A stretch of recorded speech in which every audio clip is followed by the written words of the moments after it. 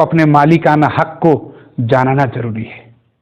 अपने मालिकाना हक को जानना जरूरी है और इस मालिकाना हक को अपने भाइयों को बताना जरूरी है।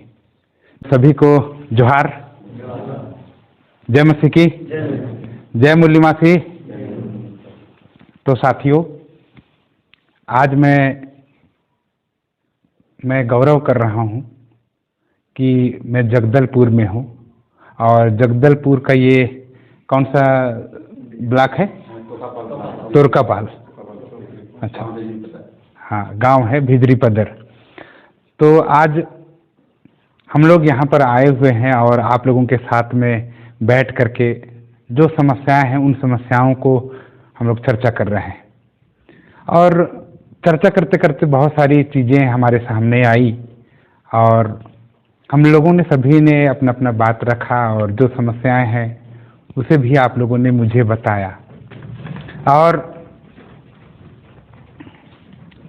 मैं आप लोगों को बताना चाहूँगा कि इससे पहले भी मैं हमारी इस बस्तर में जगदलपुर में आकर के मैं कैडर लेके गया हूँ, मीटिंग करके गया हूँ, लेकिन आप लोगों से मिलने का मौका नहीं मिला था।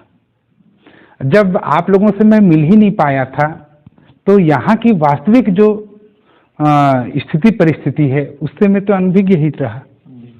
आज जब मैं आप लोगों से मिला, आप लोगों के साथ में चर्चा किया, तब मेरे को यहाँ की जो स्थिति है, परिस्थिति है, उससे मैं अवगत हुआ। तो आप लोग सारा चीज़ को यहाँ के जो स्थानीय निवासी हैं उन्होंने बताया तो मैं जाना।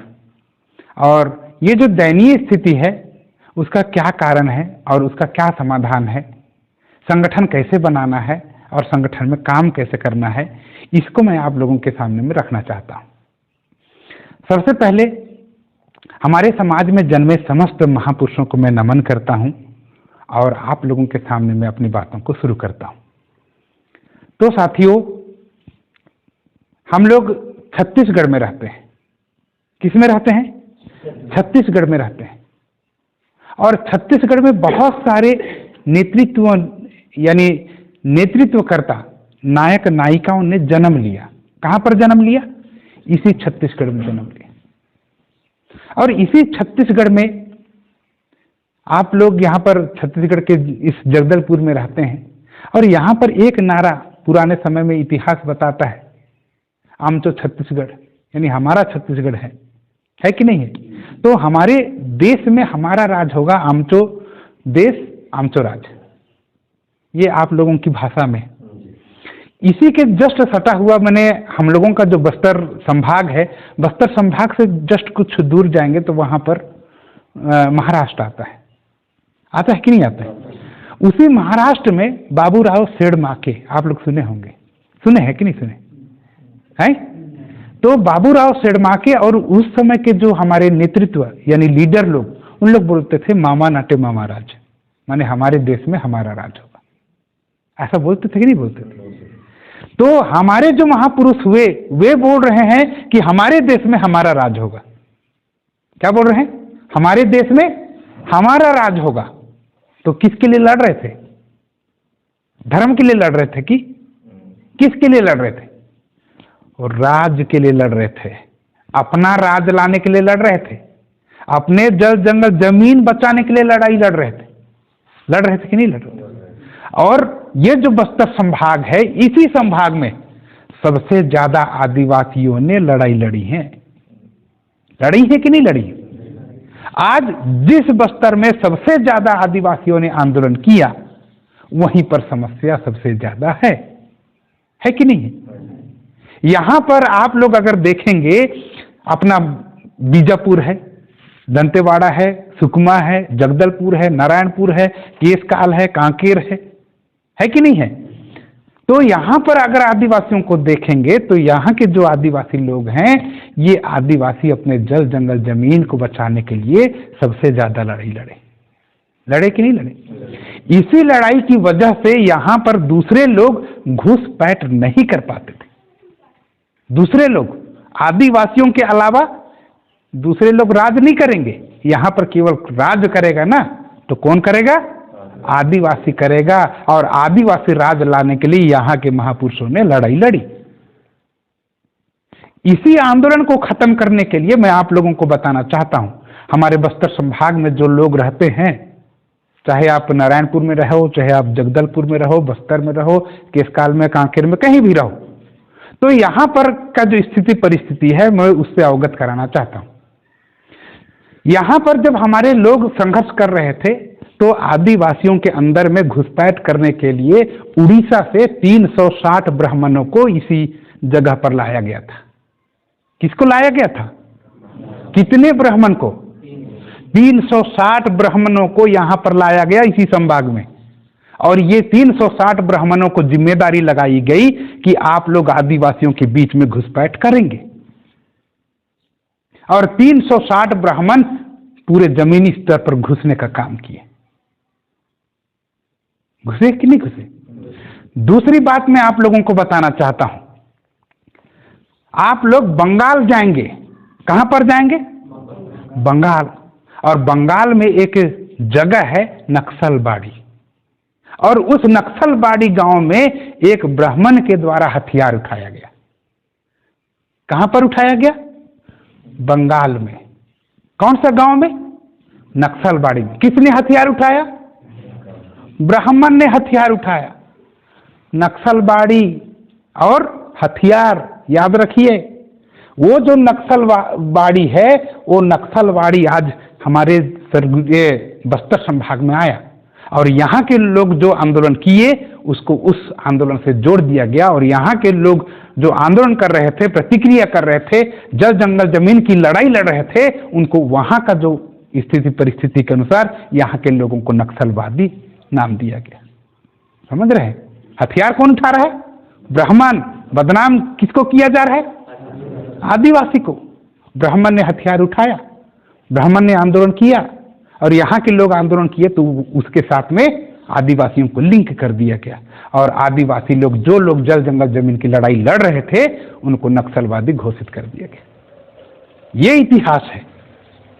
और आज जब यहाँ पर अगर देखेंगे तो आज संविधान को लागू हुए कितने साल हो गए?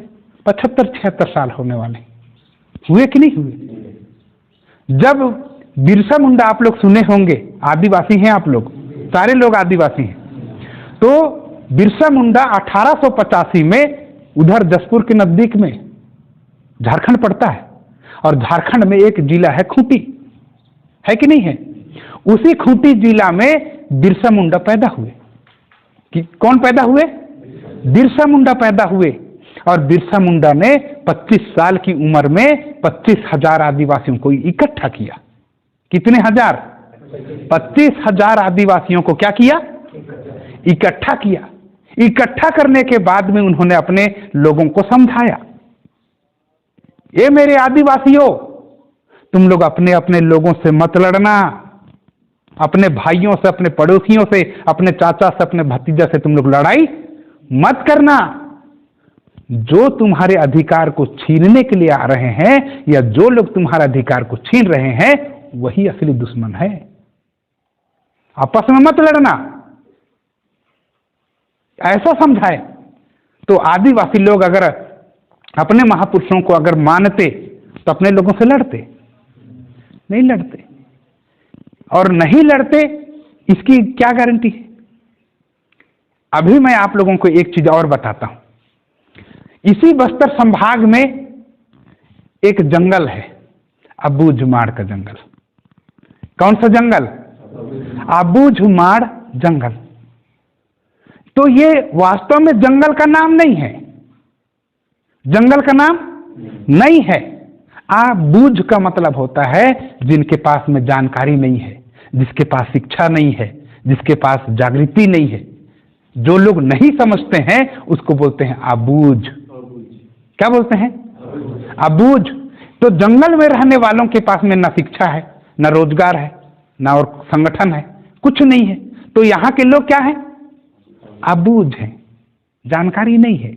और जानकारी नहीं होने के कारण आज हम लोग लड़ाई लड़ रहे हैं। यहाँ के आदिवासी लोग, उन लोग अपने जल जंगल जमीन को बचाने के लिए लड़ाई लड़ते, तो आज क्या लड़ रहे हैं? धर्म को बचाने के लिए लड़ रहे थे। किसको बचाने के लिए? धर्म को। और ये जो चीज है आदिवासियों को समझना होगा। 5वीं अनुसूची, बाबा साहब ने जब संविधान लिखा तो यहां पर बाबूराव सेडमाके ने आंदोलन किया, अहिल्याबाई होलकर ने आंदोलन किया, यहां पर किया ना है। और भी महापुरुष लोग हैं, अवंतीबाई है कि नहीं है, झलकारी बाई है, सारे लोगों ने आंदोलन किया। किसके लिए? जल जंगल जमीन के लिए। और इसी जल जंगल जमीन से संबंधित बाबा साहब ने संविधान में आर्टिकल लिखा और उन्होंने संविधान में 244 लिखा। क्या लिखा? 244। और 244 क्या है? 5वीं अनुसूची। और 5वीं अनुसूची क्या है? ये आदिवासियों के लिए विशेष अधिकार है। क्या अधिकार है? विशेष अधिकार है। और विशेष अधिकार क्या है? कि आदिवासी लोग अपने जल जंगल जमीन के लिए नियम बना सकते हैं, कानून बना सकते हैं, और कानून बना करके अपने जगह का, अपने क्षेत्र का रक्षा कर सकते हैं। अपने जल जंगल जमीन को बचाने के लिए इन लोग क्या कर सकते हैं? संगठित हो सकते हैं। हो सकते हैं कि नहीं हो सकते? तो इसी को देखते हुए बाबा साहब ने 5वीं अनुसूची लिखा। अगर आप लोग संविधान का धारा आर्टिकल 13(3) का को पढ़ेंगे तो वहां पर लिखा हुआ है, जहां भी आदिवासी लोग बैठ करके किसी समस्या पर बातचीत करते हैं और बातचीत करने के बाद निदान के लिए कोई कार्यक्रम बनाते हैं, तो हम लोगों का समस्या यहीं पर समाप्त हो सकता है। हो सकता है कि नहीं हो सकता? लेकिन हमारा जो 5वीं अनुसूची है, हम लोगों का शासन प्रशासन और नियंत्रण है, उसको खत्म करने के लिए आज तहसीलदार के पास जाना पड़ता है, SDM के पास जाना पड़ता है, कलेक्टर के पास जाना पड़ता है। पड़ता है कि नहीं पड़ता है? पड़ता है ना। पहले हमारे आदिवासी समाज में अगर कोई समस्या आया तो उसके लिए पंचायत बैठती थी। समाज के लोग क्या करते थे? बैठते थे, और बैठने के बाद में समस्याएं सुनी जाती थी, और सुनने के बाद में वहीं पर फैसला कर दिया जाता था। किसी को कोर्ट जाने की जरूरत होता था? नहीं होता था, क्योंकि ये रूढ़ी व्यवस्था में शामिल है। हम लोगों के पास अपना कानून है, उनका कानून नहीं है। उनका कानून हमारे अनुसूचित क्षेत्र में नहीं चलेगा। किनका कानून? किनका कानून नहीं चलेगा? ब्राह्मणवादी कानून नहीं चलेगा, है ना। ब्राह्मणवादी कानून हमारे एरिया में लागू नहीं होगा। मैं आज आप लोगों को बताना चाहता हूं कि इन्होंने क्या किया। सबसे पहले आप लोगों को जानना होगा, यानी यहां पर आदिवासी तो आदिवासी ही, लेकिन क्रिश्चियनों को भी मैं बताना चाहता हूं। क्रिश्चियनों को क्या करना चाहता हूं? बताना चाहता हूं। क्रिश्चियन लोग बाइबल पढ़ते हैं। क्या पढ़ते हैं? बाइबल पढ़ते हैं। बाइबल में आप लोग यूहन्ना रचित सुसमाचार अध्याय 8 पद संख्या 32 को खोलेंगे। कितना को? अध्याय 8 पद संख्या कितना? 32। उसमें क्या लिखा है? सत्य को जानोगे, सत्य तुम्हें स्वतंत्र कर देगा। सत्य को जानोगे और सत्य तुम्हें क्या कर देगा? स्वतंत्र कर देगा। इसका मतलब आप लोगों को सच्चाई खोजना है। कि क्या चीज को खोजना है? सच्चाई को खोजना है। और सच्चाई क्या है? हम इस देश के मालिक हैं। हम लोग इस देश के मालिक हैं, ये सच्चाई है। और मालिकों को आप लोग अगर बाइबल ही पढ़ते हैं, फिर मैं क्रिश्चियनों का वो लेता हूं। बाइबल में एक दृष्टांत है, और वो दृष्टांत क्या है? जब मैं छोटा था या बालक था, बालकों सा मैं व्यवहार करता था। कैसा व्यवहार करता था? बालकों सा व्यवहार करता। लेकिन अब तो सयाना हो गया हूं। अब तो मैं क्या हो गया हूं? सयाना हो गया हूं। सयाना मतलब क्या हो गया? बड़ा हो गया हूं, सियान हो गया हूं, बुद्धिजीवी हो गया हूं। अब डिसीजन लेने का अधिकार मेरा है। और मेरा डिसीजन क्या है कि मैं इस देश का, इस धरती का मालिक हूं, और यहां पर राज मेरे को ही करना है, दूसरे किसी को नहीं करना है। करना है करने दोगे आप लोग? जिस दिन आप लोग यहाँ के लोग अपने आप को मालिक समझेंगे उस दिन इनका व्यवस्था खत्म हो जाएगा। लेकिन आप अनजाने में अज्ञानतावश दूसरे को मालिक बना के बैठाओगे तो तुम्हारे मूड़ी में मुतेगा ही मुतेगा। मुतेगा कि नहीं मुतेगा? है? तो आज साथियों हम लोगों को अपने मालिकाना हक को जानना जरूरी है। अपने मालिकाना हक को जानना जरूरी है और इस मालिकाना हक को अपने भाइयों को बताना जरूरी है। जिस दिन वो अपने मालिकाना अधिकार को समझेगा उस दिन वो अपने अधिकार के लिए लड़ेगा, ना कि धर्म कर्म के लिए लड़ेगा। लड़ेगा अपने जल जंगल जमीन के लिए लड़ेगा, लड़ेगा ना। तो साथियों अभी वर्तमान समय में ये जो कांग्रेस है, आरएसएस है, बीजेपी है, ये पार्टी के रूप में है। किस रूप में है? पार्टी के रूप में है। ये पार्टियां हैं और इन्हीं कांग्रेस, बीजेपी, आरएसएस का सामाजिक संगठन है। क्या है? सामाजिक संगठन है। और वो सामाजिक संगठन क्या है आरएसएस का मैं बताना चाहता हूं। आरएसएस का जो सामाजिक संगठन है उस संगठन का नाम है बजरंग दल। क्या नाम है? उसी संगठन उसी का एक ऑफशूट विंग है, उसका नाम है विश्व हिंदू परिषद। किसका? आरएसएस का विश्व हिंदू परिषद। महिलाओं को जोड़ने के लिए दुर्गा वाहिनी, बालकों को यानी बालक बालिकाओं को जोड़ने के लिए एबीवीपी, अखिल भारतीय विद्यार्थी परिषद। देखिए यहां पर पुरुष लोगों को जोड़ने के लिए संगठन है, महिलाओं को जोड़ने के लिए संगठन है, बच्चों को जोड़ने के लिए संगठन है कि नहीं है? उसके बाद में आदिवासियों को जोड़ने के लिए अखिल भारतीय जनजाति सुरक्षा मंच, आदिवासियों को जोड़ने के लिए, आदिवासियों के अंदर में काम करने के लिए वनवासी कल्याण आश्रम। क्या नाम है? वनवासी कल्याण आश्रम। ऐसा उन्होंने संगठन बनाया और इन्हीं संगठन के माध्यम से वो आपके और हमारे बीच में घुसपैठ कर रहे हैं। और हमारे लोग जो अबूझ लोग हैं, जिनके पास में जानकारी नहीं है, शिक्षा नहीं है, तर्क नहीं है, उनको क्या बता रहे हैं? तुमको इधर रहना है, यही तुम्हारा संगठन है। और हम लोग अबूझ लोग क्या कर रहे हैं? उसी को मान रहे हैं और उसी को मान रहे हैं, बिना सोचे, बिना समझे, बिना तर्क किए मान रहे हैं। तो हम लोगों का दुर्गति हो रहा है। हो रहा है कि नहीं हो रहा है? हो रहा है ना। तो ये जो बजरंग दल है, विश्व हिंदू परिषद है, अखिल भारतीय विद्यार्थी परिषद है, दुर्गा वाहिनी है और उसके बाद में वनवासी कल्याण आश्रम है, जनजाति सुरक्षा मंच है, ये सभी संगठन ब्राह्मणों का संगठन है। किसका संगठन? ब्राह्मणों का संगठन है। और जो लोग ब्राह्मण को मानता है, ब्राह्मण का कहा हुआ को मानता है, ब्राह्मण का विचारधारा को मानता है, ब्राह्मण का आदेश का पालन करता है, वो ब्राह्मणवाद को स्वीकार करता है। किस चीज को स्वीकार करता है? ब्राह्मणवाद को स्वीकार करता है। और ब्राह्मणवाद को स्वीकार करता है इसका मतलब ब्राह्मण को अपना बाप मानता है। ब्राह्मण को अपना बाप मानता है, अपना बाप को बाप नहीं मानता है। वो किसको मानता है? बाप, ब्राह्मण को। और यही ब्राह्मण हमारे देश में पहला आक्रमणकारी है। क्या चीज है ये? पहला आक्रमणकारी, माने भारत में हमला करने वाला पहला आक्रमणकारी कौन है? ब्राह्मण। इसका सबूत क्या है? कुछ लोग बोलेंगे कि आप ब्राह्मण को कैसे आक्रमणकारी बोल दे रहे हो, बताओ। बोलेंगे कि नहीं बोलेंगे? बोलेंगे ना। स्वामी दयानंद सरस्वती नाम है। क्या नाम है? स्वामी दयानंद सरस्वती, जिसका ओरिजिनल नाम मूल शंकर तिवारी। क्या नाम है उसका? मूल शंकर तिवारी। उन्होंने आर्य समाज की स्थापना की।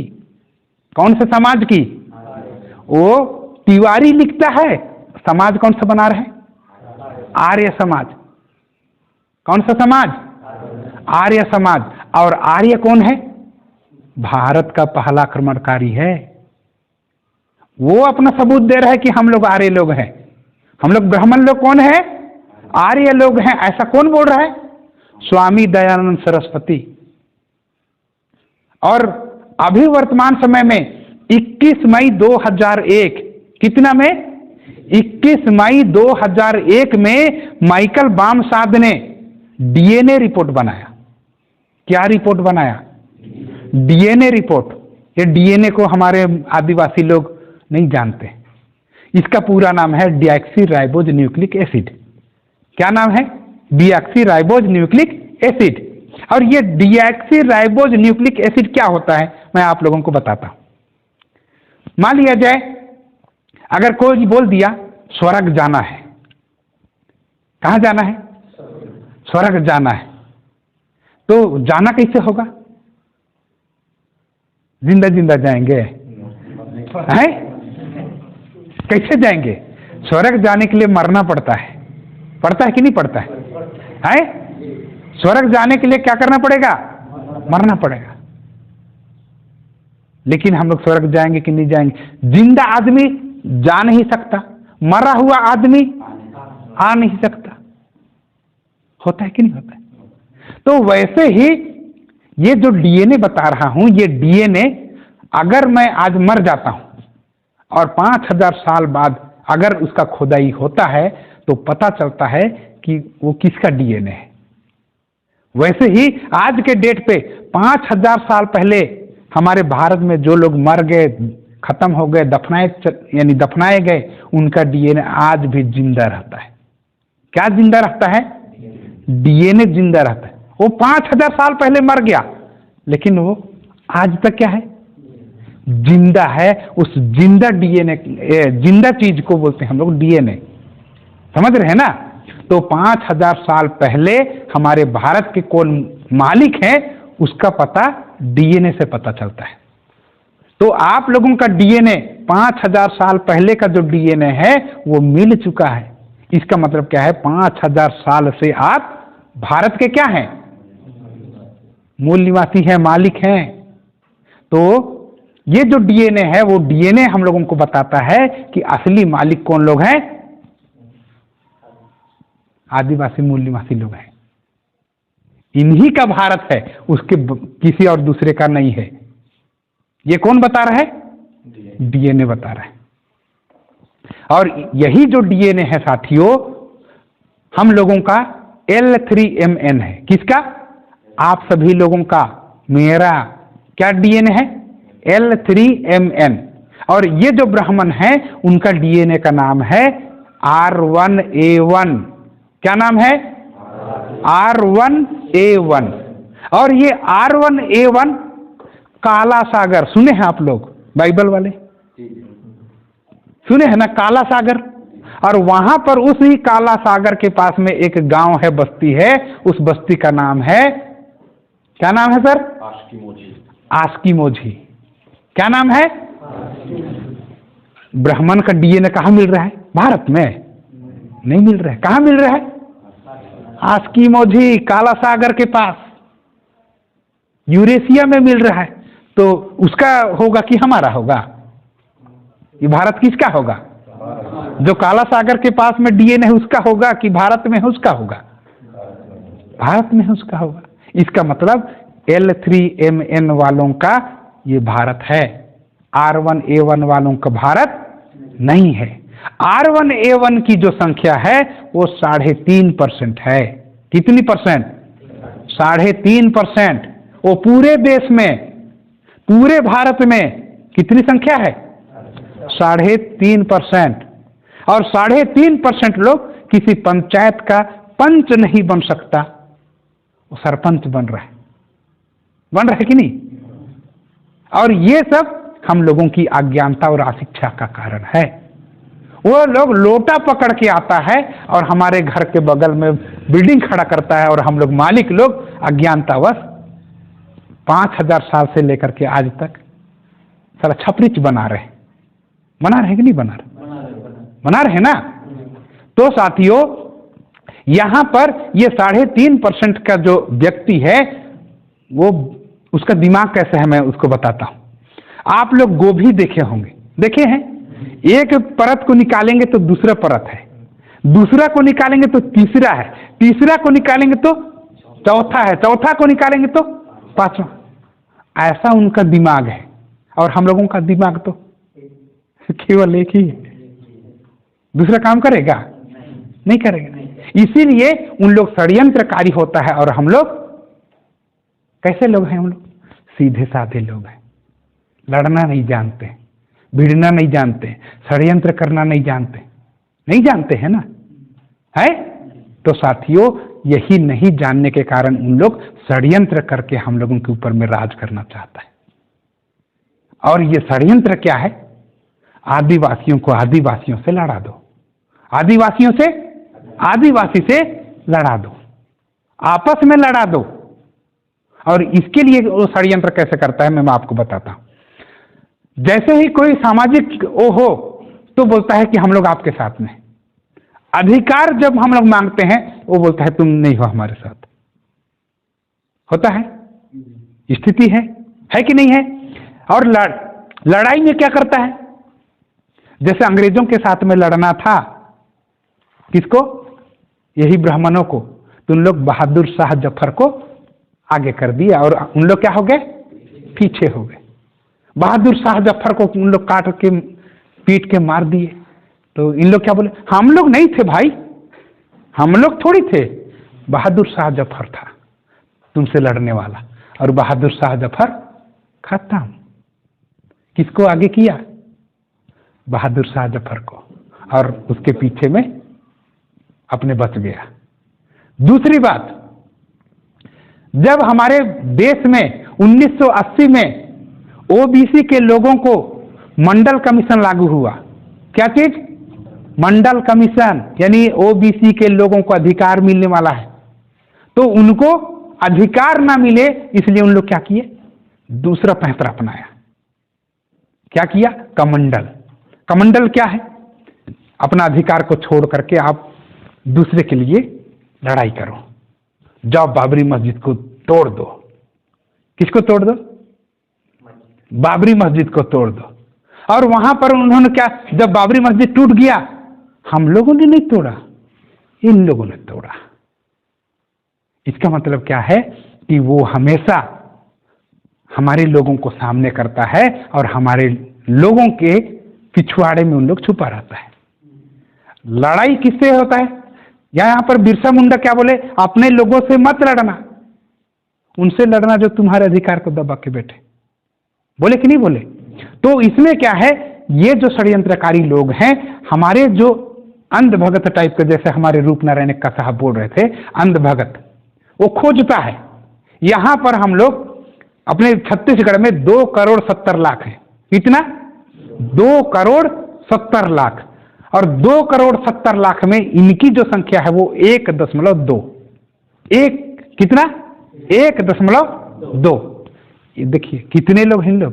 100 में 1 लोग है, लेकिन 100 पे भारी है। 100 पे क्या है? भारी है। 1.2% लोग क्या है? 100 पे इन लोग भारी है। 2,70,00,000 में वे लोग क्या करते हैं? चिन्हांकित करते हैं। चिन्हांकित करने के लिए गांव में ही एक एक जन को अध्यक्ष बनाते हैं, और वो अध्यक्ष क्या करता है? रिपोर्टिंग करता है। कौन कौन अच्छा बोलता है? फलना अच्छा बोलता है, वो अच्छा बोलता है, वो अच्छा बोलता है, फलना अच्छा बोलता है, फलना गांव से वो अच्छा बोलता है, तिसका गांव से वो अच्छा बोलता है। पकड़ो इनको, कौन कौन है? पकड़ लो। उसके बाद में जो अच्छे अच्छे लोग हैं उनको क्या करता है? वो तैयार करता है, माइंड से तैयार करता है। तैयार करने के बाद में उनको ही बोलता है, जिम्मा लगाता है, तुम लोग अपने अपने गांव गली में ध्यान रखना, दूसरे पैदा नहीं होना चाहिए, तुम अध्यक्ष हो। अगर दूसरा पैदा हुआ तो इन लोग षड्यंत्र करते हैं और उसको खत्म करने का काम करते हैं। समझ रहे हैं ना आप लोग? तो वैसे ही यहां पर भी हमारे छत्तीसगढ़ में ये जो षड्यंत्रकारी लोग हैं, वे लोग क्या करते हैं? हमारे ही आदिवासियों को पकड़ते हैं और उनका ब्रेन वॉश करते हैं, और ब्रेन वॉश करके हमारे सामने प्रस्तुत करते हैं, और हम लोग सोचते हैं यही हमारा विरोधी है। असली विरोधी उसके पीछे में छुपा रहता है। उनके माइंड से हमारा आदमी काम करते रहता है। तो इस चीज को हमारे आदिवासियों को जानने की आवश्यकता है, दुश्मन कौन है। और दुश्मन हम लोगों का निर्धारित है, और वो कौन है? यूरेशियाई विदेशी है। कौन विदेशी है? यूरेशियाई आर्य विदेशी है, यूरेशियाई आर्य विदेशी है। और उन्हीं से हम लोगों को आजादी हासिल करनी है।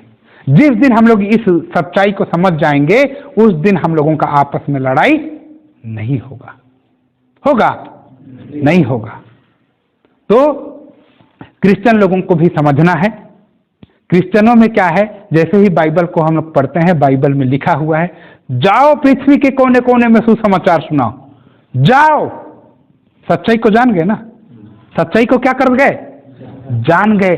जाओ सुनाओ अभी पृथ्वी के कोने कोने में जाकर के। ये हम लोगों का जीसस बोलते हैं। बोलते हैं कि नहीं बोलते? और जीसस हमेशा क्या बोलते हैं? मानवता ही प्रेम है, और प्रेम का संदेश हर मानव के पास में पहुंचना चाहिए। तो इसके लिए जिम्मा कौन लेगा? कौन लेगा? हम ही लोगों को लेना होगा। इसी को हम लोग अभी, ये तो क्रिश्चियनिटी में है, लेकिन क्रिश्चियनिटी से बाहर बौद्धिस्ट में हमारे रूप नारायण एक्का साहब ने बताया।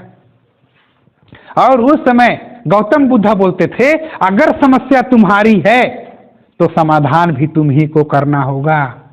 अगर समस्या तुम्हारी है तो समाधान तुम ही को करना होगा। कोई भगवान नहीं आएगा बोले उस समय, कोई भगवान नहीं आएगा। तब गौतम बुद्धा को बोले, पूरे देश के लोग, पूरे भारत के लोग आपको देवता मानते हैं, भगवान मानते हैं, आप ऐसा कैसे बोल रहे हैं? एक तरफ अपने आप को भगवान जैसा रिप्रेजेंट कर रहे हैं और दूसरी तरफ बोल रहे हैं भगवान नहीं हूं, कौन है आप? तो गौतम बुद्धा बोले, मैं एक साधारण मनुष्य हूं, और मनुष्य होने के कारण अपने लोगों को मैं रास्ता बता सकता हूं। और वो रास्ता यही है कि अगर आप लोगों का समस्या है तो समाधान भी आप लोगों को करना होगा।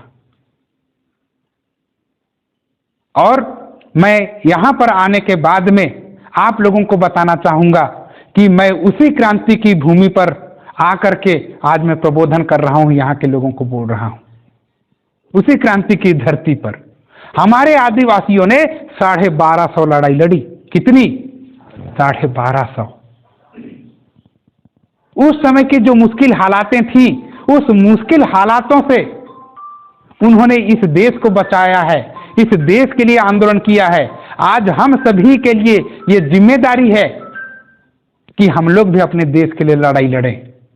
लड़ाई लड़ने के लिए आप लोग तैयार हैं? तैयार हैं? तो साथियों, आज हम लोग अपने देश के लिए, अपने समाज के लिए हम लोग लड़ाई लड़ने के लिए तैयार हो जाएं। और वो लड़ाई मैं आप लोगों को एक बार पुनः, आप लोगों के यानी जो क्रिश्चियन हमारे समुदाय हैं, क्रिश्चियन विश्वासी हैं, उन्हीं की ओर से मैं वो बताना चाहता हूं। पुराने व्यवस्थान में लिखा हुआ है कि मिस्र की गुलामी से हमारे लोगों को क्या किया गया? छुड़ाया गया। और कहां पर लिया गया? कानान देश। कहां पर? कानान देश। और कानान देश 40 साल का यात्रा किए। कितने साल का? 40 साल का यात्रा किए। और यात्रा करने के बाद में वहां पर पहुंचते हैं कानान देश के मुहाने पर। अब बिल्कुल बॉर्डर में पहुंच गए हैं। कहां पर? बिल्कुल बॉर्डर पे पहुंच गए हैं। अब उसी देश में क्या करना है? प्रवेश करना है। और उसी समय कुछ लोग, जगे हुए लोग क्या बोलते हैं, अरे हम लोग कानान देश तो पहुंच गए, अब घुसना है। तो कुछ चुनिंदे लोगों को बोलते हैं, जाओ तो यार देख के आओ, जाओ तो क्या करके आओ? देख के आओ। और हमारे लोग, चुने हुए लोग जाते हैं और वहां पर देखते हैं। देखने के बाद में आते हैं, आने के बाद में बोलते हैं क्या है ना, कुछ लोग बोलते हैं क्या हुआ? तो उन लोग क्या बोलते हैं, अरे साला वहां तो बड़े बड़े बलवान लोग हैं। कैसे लोग हैं?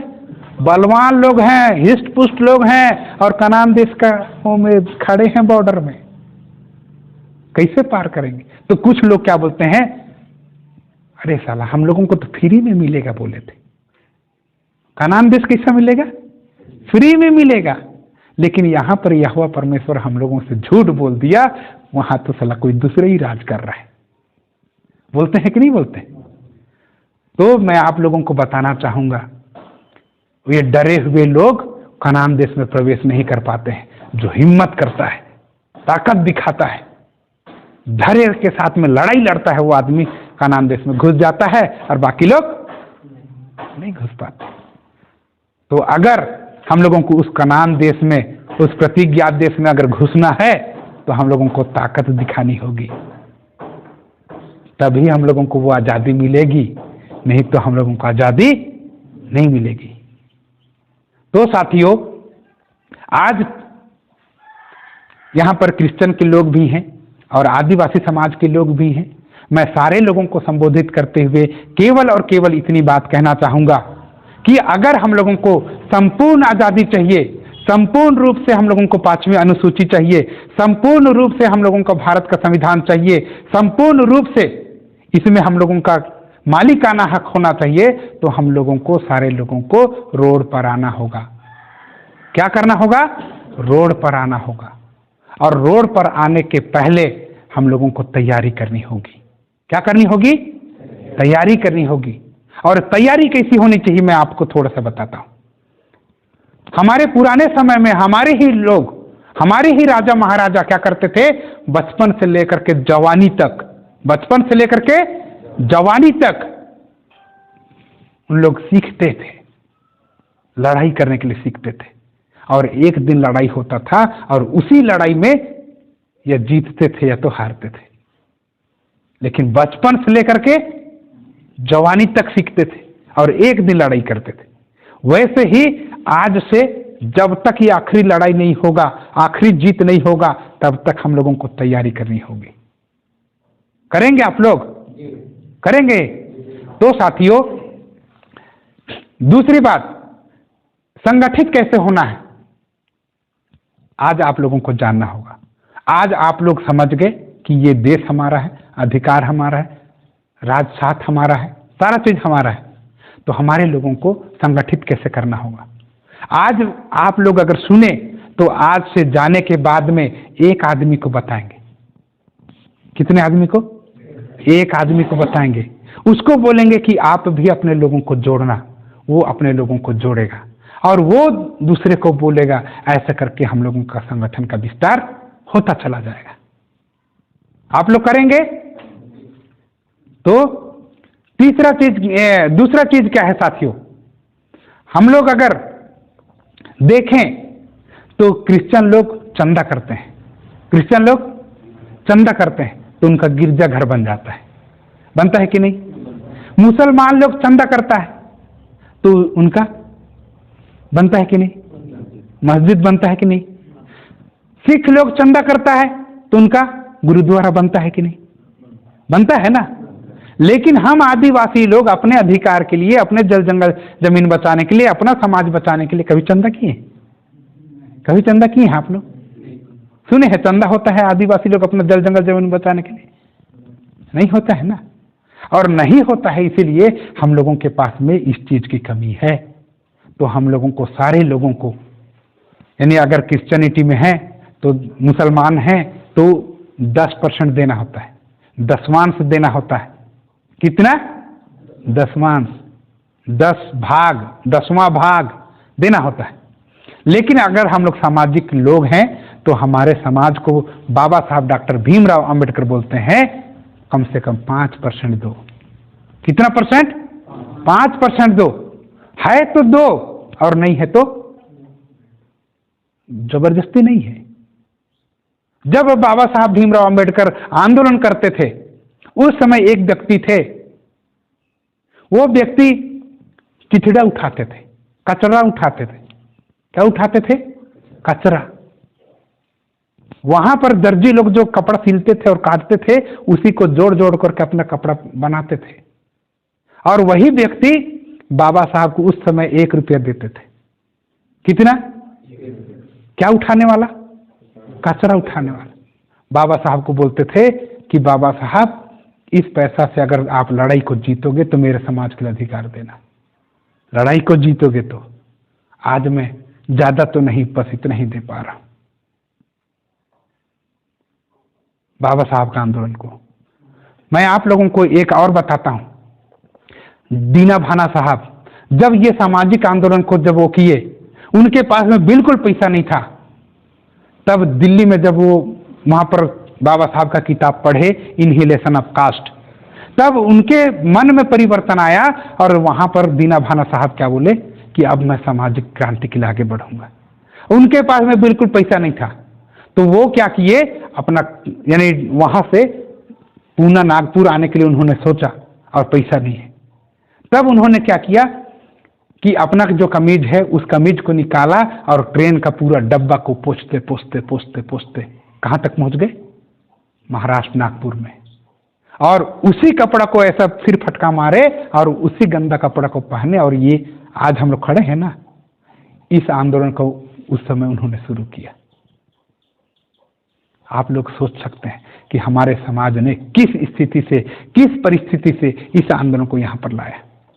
क्या आप लोग इस आंदोलन को आगे बढ़ाने के लिए पैसे का मदद करेंगे?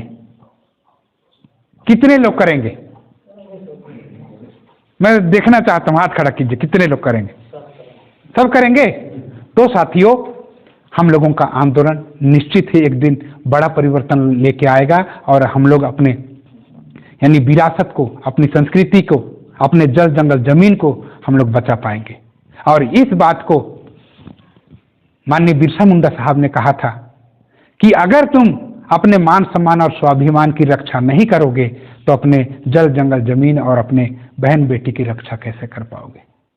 आज हम लोगों को इसी धरती पर, इस क्रांति की धरती पर ये प्रण लेना है कि अगर हम लोग यानी एक एक को हम लोग नहीं जगा देंगे तब तक ये आंदोलन को रुकने नहीं देंगे, और हम लोग आने वाले समय में अपनी आज़ादी निश्चित मुकम्मल करेंगे। ऐसा मैं कह करके आप लोग इसमें आप लोग साथ सहयोग दोगे, ऐसा कहते हुए मैं अपनी वाणी को यहीं पर विराम करता हूं। आप सभी ने मुझे यहाँ पर मौका दिया, इसलिए आप सभी का आभार, धन्यवाद। सभी को जोहार।